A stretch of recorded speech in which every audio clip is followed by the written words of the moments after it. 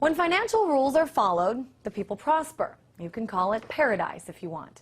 But what happens when greed takes over, along with its friends, deception and outsourcing? The people suffer and the kingdom falls. This may not be as far away from the pages of a history book as you may think. Here to tell us all about this is Paul Craig Roberts, former undersecretary of the Treasury for President Reagan. He joins us now from Florida.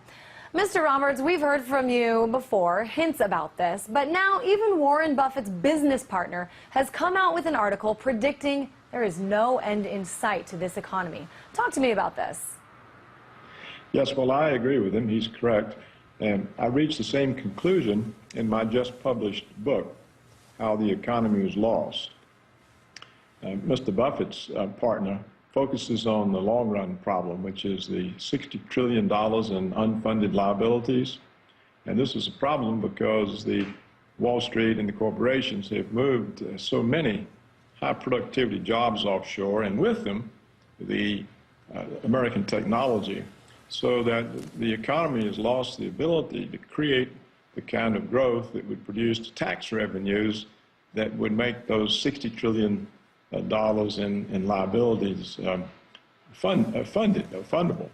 But there's also a short-run problem, and that's the current budget deficits. They're so large, they exceed the world supply saving, and there appears to be no real way to finance them except ultimately by printing money.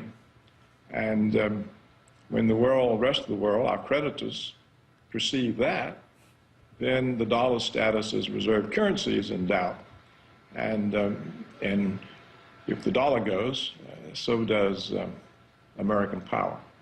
Now, let's talk about some of these issues. You brought up a few already. A bad gambling habit by some of these banks, and also big banks resistant to change, and they've got the money and the power of avoiding change. Now, these are factors some see as standing in the way of improvement.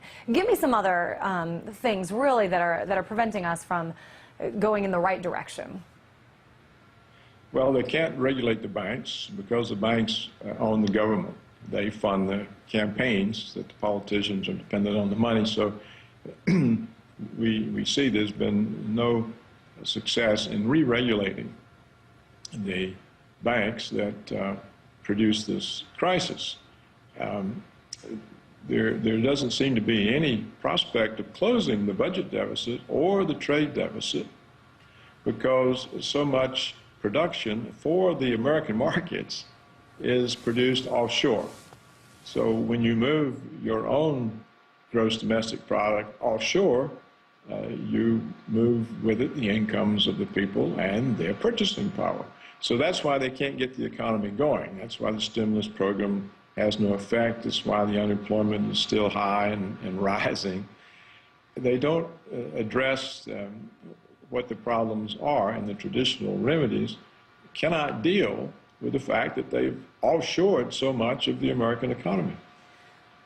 Let's look at history, though. We have seen over time a certain ebb and flow to the economy. Things improve, then they get bad, then they improve again. Isn't it possible that's just what we're seeing here?